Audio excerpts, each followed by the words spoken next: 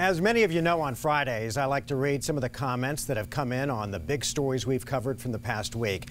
And frankly, there's not a bigger local story, at least, than the education crisis in our state.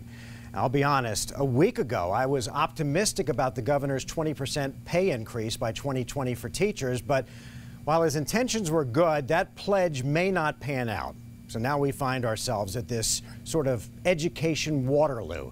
Teachers are worried, and rightly so, that this legislature, which has cut $1 billion for education funding, may be more likely to rob Peter to pay Paul, taking funding from places like the developmentally disabled or Medicare to give teachers a raise, and that's not right.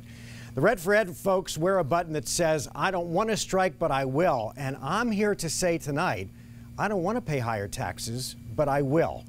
If you care about our kids and you care about the people who teach them, this may be the only way. Let's see what some of you are saying about this crisis. Vanessa says, "Bravo, educators in this state work hard and should be paid fairly, if not handsomely, for their efforts. My kids are worth it."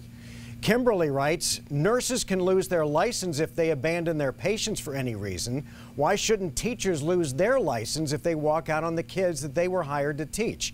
At least finish the school year. Don't punish the kids, making them have to make up days on their summer break."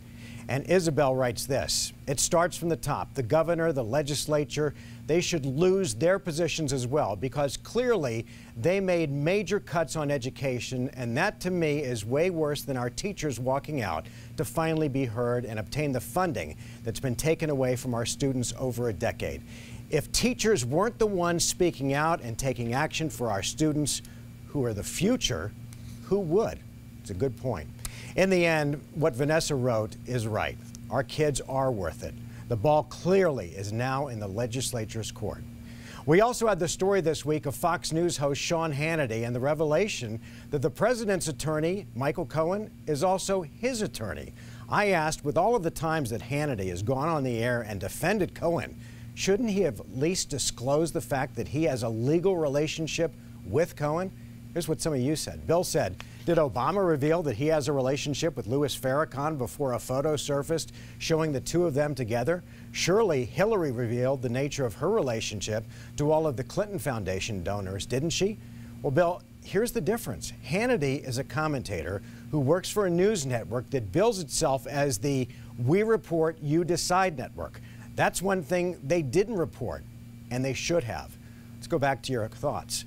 Frank writes, "Mark Curtis, I discussed ED with a friend of mine who is a doctor. He's not my doctor." Frank, first of all, I am sorry about the ED. I understand there are pills for that. But look, Hannity claims in one breath that Cohen is just a friend who he had legal discussions with, which is what Frank is talking about. In the next breath, he claimed that attorney-client privilege had been violated.